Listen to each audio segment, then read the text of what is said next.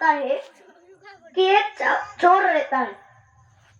उस चोर के पीछे एक दिन पुलिस पड़ गई। तब उसने सोचा, उसके सामने वो जहां पर था उस वक्त ठहरा था, उसके कुछ ही दूरी पर सत्संग चल रहा था। एक संत महात्मा थे, उनका सत्संग चल रहा था। उसने सोचा कि सत्संग में तो कोई मुझे पहचानेगा नहीं, क्योंकि सत्संग में कहां से कोई चोर घुस जाता है। तो फिर वो सत्संग में जाकर बैठ गया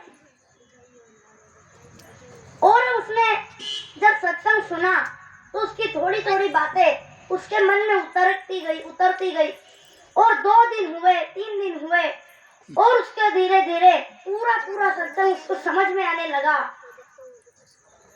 उसको समझ में आने लगा कि जीवन का सार क्या है, मनुष्य रूप जो मनुष्य शरीर मिला है वो क्यों मिला है, इसके महत्व को उसने जाना।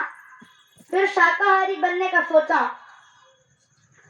तो एक दिन क्या होता है कि वो गुरु महाराज के पास गया और उनसे कहा कि गुरु महाराज, मेरे को बहुत कुछ समझ में आने लग गया है, मेरे अपराधों को क्षमा कर दो। और बोले, मेरे को भगवान की प्राप्ति करना है। बोले कि ठीक है, करवा तो देंगे, बाकी तेको भी मेरी कुछ बातें सुननी पड़ेगी। तो बोले क्या? तो पहला कि तुमको आज से ही लोगों को लूटना बंद करना है। तो बोले, ये तो मैं कर ही नहीं सकता, क्योंकि अगर मैं ये नहीं करूंगा तो मेरा रोजी रोटी का जो खाना है वो मुझे कैसे मिलेगा। तो बोले ठीक है। अब दूसरी बात बोले कि तुमको आज से ही दारू पीना छोड़ना है। बोले, गुरु महाराज कितने सालों से आदत लगी हुई है, छोड़ूंगा कैसे। तो बोले चलो ठीक है। और फिर और भी कुछ बातें उसको बताई कि ये जो चीजें जो तुम गलत करते हो, जो चीजें तुमको नहीं करनी चाहिए, वो चीजें जो तुम कर रहे हो उन्हें तुमको छोड़ना पड़ेगा। तो सभी में से उसने कुछ ना कुछ जवाब देके बोल दिया कि ये सब चीजें मैं नहीं छोड़ सकता, फिर भी मुझे भगवान की प्राप्ति करना है। तो बोला, इसमें थोड़ी तो इच्छा है। तो अगर उसने अब क्या कर लिया, गुरु महाराज जो थे, गुरु महाराज ने उससे प्रण लिया कि चलो ठीक है, एक वचन मुझे दे दो। बोले क्या? बोले कि तुम सब काम करना जो तुमको करना है, बाकी ऐसे गलत काम जो है वो मेरे सामने मत करना। तो उसने सोचा, अरे गुरु महाराज कहाँ किसी दारू की दुकान पे आएंगे, गुरु महाराज कहाँ किसी घर में रात को घुसेंगे, कौन देखेगा मुझे। गुरु महाराज के अलावा सब देख लेंगे, परंतु गुरु महाराज तो नहीं देखेंगे। तब तो मैं करूंगा मस्त अपने काम। बोले ठीक है, आपके सामने नहीं करूंगा, बाकी तो मैं कर सकता हूँ। बोले हाँ कर सकते हैं। तब फिर वो गया एक दिन चोरी करने।